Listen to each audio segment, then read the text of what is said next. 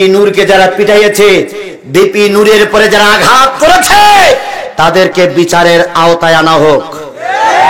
আমরা ডাক্তার মোহাম্মদ ইউনূসকে জয়পুরহাটের থেকে সংবাদ দিতে চাই, অনতি বিলম্বে আসিফ নজরুলকে ক্ষমতার থেকে নামায়ে দেন। আরে বাবা, ক্লাস 3-র এক মেয়ে পুলিশের এসে গুলি করতে, পুলিশের এসে বক্সিং দিয়ে স্যার বলতে, আমার ভাই মারলি কেন, এই আমার ভাই মারলি কেন, এই আমার ভাই মারলি কেন। পুলিশ বারবার ওর ঠেকাচ্ছে, মা তুমি বাড়ি যাও। কয় না, আমার ভাই গুলি খেয়েছে, আমাকেও গুলি করো। আমার আবু সাইদ গুলি খেয়েছে, চালাও গুলি।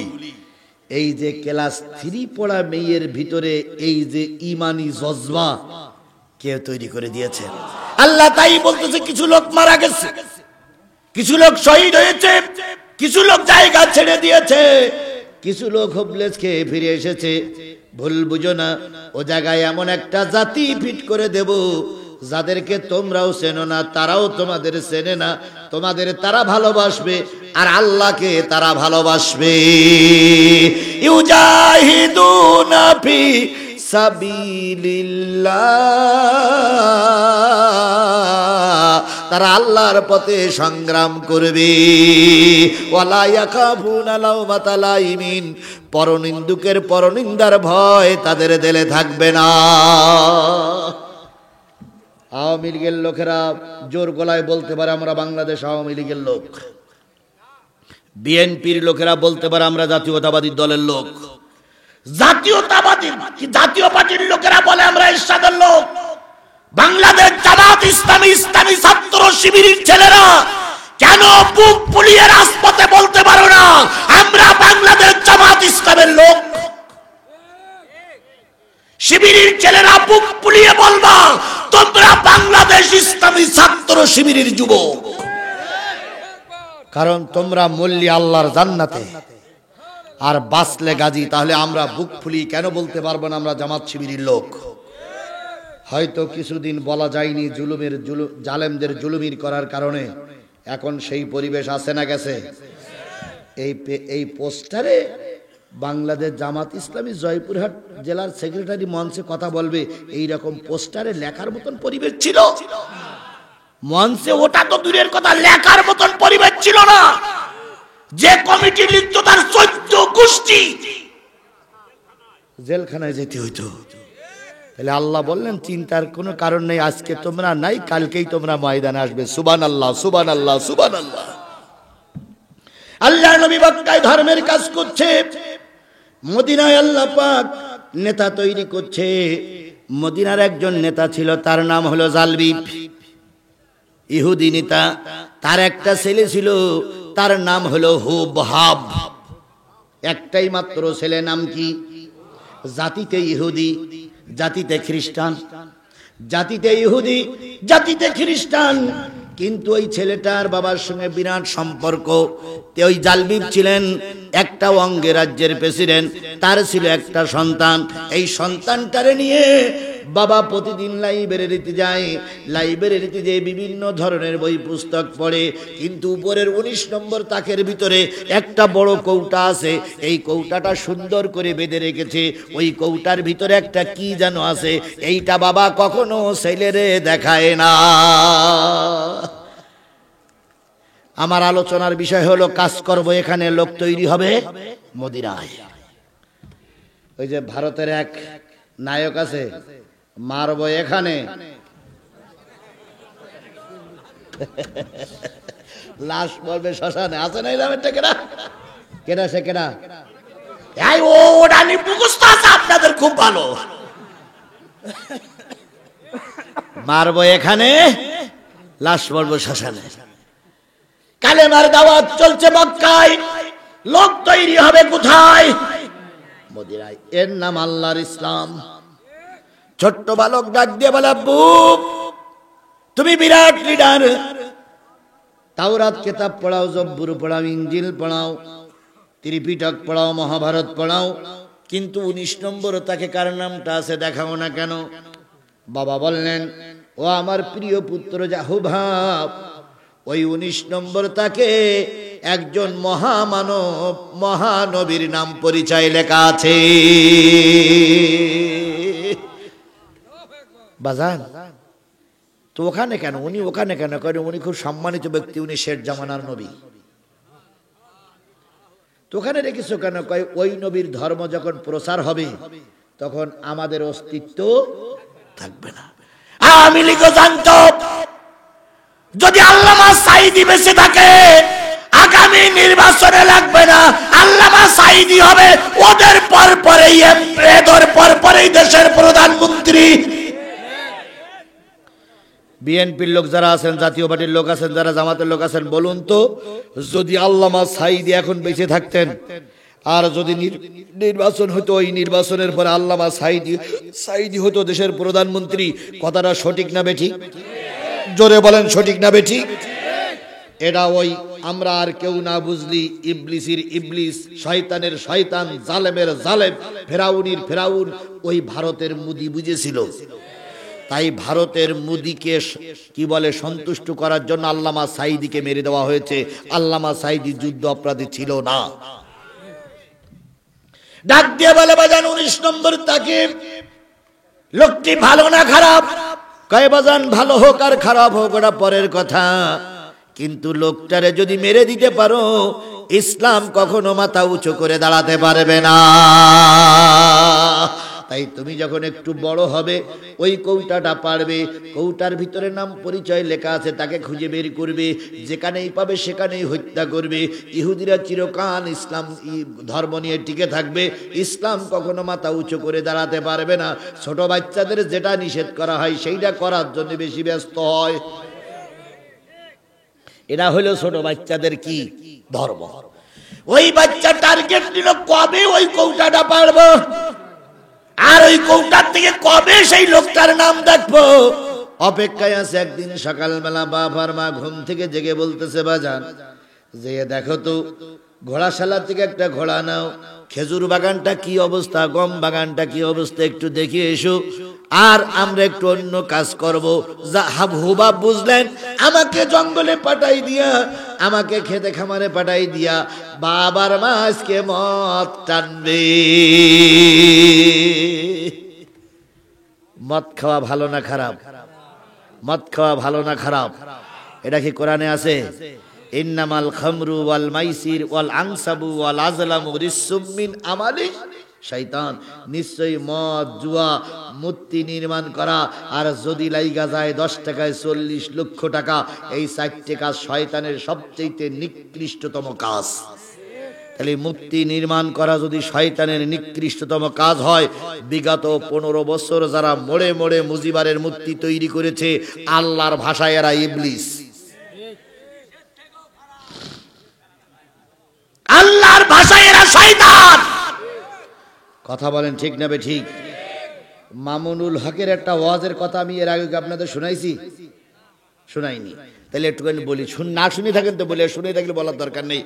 মামুনুল হক এক জায়গায় ওয়াজ করতে গিয়ে বলতেছে ভাই এই শেখ হাসিনা যে কত বড় শয়তান এটা আমি ছাড়া তোমরা কেউ জানবা না। তো আমি তোমাদের একটা ফর্মুলা বলি দেই, শেখ হাসিনা যদি দেখতে চাও। তখন জনগণ বলল কি? কয় ফেরাউন মরে গেছে না ভাই? জনগণ বলল হ্যাঁ। কয় ফেরাউনির কঙ্কাল যেখানে আছে ওখান থেকে তুলে নিয়ে আসবা। এই নিয়ে এরকম এক গ্লাস পানির ভিতরে ফেরাউনির কঙ্কালটা চুববা, চুবই আবার কঙ্কাল রেখে আসবা সেই মিশরে। নমরুদের কঙ্কাল নিয়ে আসবা, এই নিয়ে পানির ভিতরে চুববা, চুবই আবার রেখে আসবা ওই জায়গায়। এরপরে আবু জেহেলের কঙ্কাল পড়িয়াছে ওই নদীর কুয়ার ভিতরে, ওখান থেকে তুলে এনে চুববা, চুবই আবার রেখে আসবা। আর উরির সঙ্গে এক মৌলবী লাগাবা, সেটা হলো আব্দুল্লাহ বিন উবাই। ওরও চুবি এনে তুলে এনে চুববা, চুবি ওরও রেখে আসবা। এই 4 নেতা চুবনের পরে পানির একটা কালার হবে। এই কালারওয়ালা পানি বাংলাদেশের কোন মেয়ে লোকের খাওয়াতেই হবে। খাওয়ানোর পরে ওই মেয়ে লোকের পেটের থেকে যদি কোনো মেয়ে লোক জন্ম নেয় সেটাই হবে শেখ হাসিনা।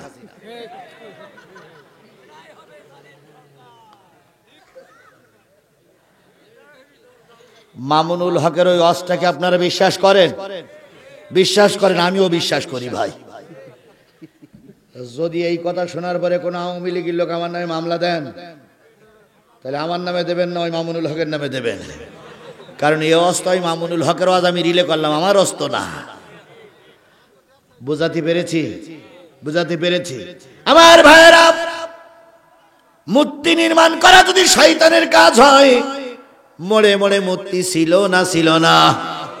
সেই মূর্তিগুলো কি এখন আছে? ঢাকার প্রতিটা মোড়ে মোড়ে লেখা আছে জাতির পিতা ইব্রাহিম, শেখ মুজিব ঘোড়ার ডিম। আপনারাও কি একমত? তাহলে একটু স্লোগান জোরে দেন, জাতির পিতা ইব্রাহিম। এই জোরে জোরে, জাতির পিতা ইব্রাহিম, এই জাতির পিতা ইব্রাহিম। বাস, জাতির পিতা ইব্রাহিম, শেখ মুজিব ঘোড়ার ডিম। শেখ মুজিবকে শুধুমাত্র আওয়ামী লীগ ছাড়া আর জাতির পিতা কেউ মানে না। কথা বলেন। বিএনপি ওয়ালারা কখনো বলেছে যে জাতির পিতা মুজিবার? জাতীয় পার্টি ওয়ালারা বলেছে জাতির পিতা মুজিবার? বাংলাদেশ জামাত ইসলাম তো বলার প্রশ্নই ওঠে না। এখন জুয়া খেলা, মূর্তি নির্মাণ করা শয়তানের কাজ। মার বাবা কি খাবে? মদ খাবে। এবার চলে গেলেন হুবহাব জঙ্গলের ভিতরে জায়গা জমি দেখার জন্য। কিছুক্ষণ পরে ফিরে এসে দেখে মার বাবা সিট হয়ে পড়ে আছে, একজনের ঠ্যাং আর একজনের উপরে। কি টেনেছে? মদ খেয়ে বউরে জড়াই ধরে কয়, আম্মা কেমন আছেন আম্মা? কয় পোড়া কপাইলি এবার খেয়েছে বোধহয়। এখন আবার মদ কেউ বলে না, এখন বলে ডাল ডাল ডাল ডাল। আর আমাদের দেশের কিছু মৌলবীরা আছে গাজায় টান মারে, মদিনায় যাব কেমনে, মদিনায় যাব কেমনে। এই গাজাখোর, তুই মদিনায় যাবি কেন? তুই পাইখানা খা, তুই মদিনায় যাবি কেন? তুই গাজাখোরের বাচ্চা, তুই মদিনায় যাবি কেন? এরা কিছু মদিনায় যাবার নামে গাজা টানে, এরকম লোক আমার সমাজে আছে না নাই? জোরে বলেন, আছে না নাই? আমার ভাইয়েরা, সময় কুলোই কিনা? আমার ভাইয়েরা, যে জিনিসটা বুঝাতে চাচ্ছিলাম সেটা হলো, ছেলে হুবহাব জঙ্গল থেকে ফিরে এসে দেখে বাবার মা কি টেনেছে? মদ টেনেছে। ছেলে হুবহাব চিন্তা করলো, এই তো সুযোগ, এই সুযোগে 19 নম্বর তাকের ভিতর থেকে কৌটাটা পড়ে দেখতে হবে, ওই কৌটার ভিতরে কার নাম ঠিকানা লেখা আছে। যে কাটা হুল, সে হুল হইয়েই বেরোয়। বিএনপির কয়েকজন নেতারে ফাঁসি দেওয়া হয়েছিল, তার ভিতরে একজন ছিল সাকা চৌধুরী, সালাউদ্দিন কাদের চৌধুরী। তাকে যুদ্ধ অপরাধের মামলায় ফাঁসি ঝুলানো হলো। তার ছেলে 100 নারাই তাকবীর বলেছিল। আমাদের দেশের একটা রাজনৈতিক দল এটা বলেছিল, আমরা নারাই তাকবীরের পক্ষে নয়। তাহলে নারাই তাকবীরের পক্ষে যারা থাকে না, হিসেব করে বলতে হবে তারা ইসলামের পক্ষের লোক বলে মনে হয় না। গত 2 দিন আগে কোন একটা সমাবেশে এক রাজনৈতিক দলের নেতা আসলেন, নেতা বক্তৃতা করবেন। তার আগে কিছু ছেলেরা তাকবীর দিল, নারায়ে তাকবীর। আমরা সবাই নবীর সেনা, ভয় করি না বুলেট বোমা। নেতা তখন দাঁড়িয়ে বলেন, এই তুই কি স্লোগান দিলি, এই তুই কি স্লোগান দিলি, এই তুই কি স্লোগান দিলি, তোর নবীরে জেলে ঢুকিয়ে দেবো, তোর নবীরে জেলে ঢুকিয়ে দেবো। তাহলে নবীরে যারা জেলে ঢুকাতে চায়, সেই রাজনৈতিক নেতাদের কাছে আমরা স্পষ্ট করে বার্তা জানতে চাই, আপনারা নবীর দলের লোক না নবী বিরোধী? কে কত বড় দল ওটা আমরা দেখতে চাই না।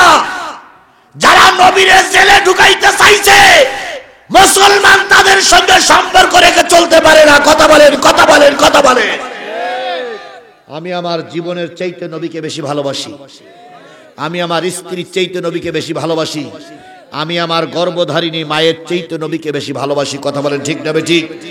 সুতরাং আপনাদের কাছে স্পষ্ট একটা বার্তা আমরা জানতে চাই, আপনারা নবীকে জেলে ঢুকাইতে চাইছেন, আসলে আপনারা নবীর পক্ষে না বিপক্ষে?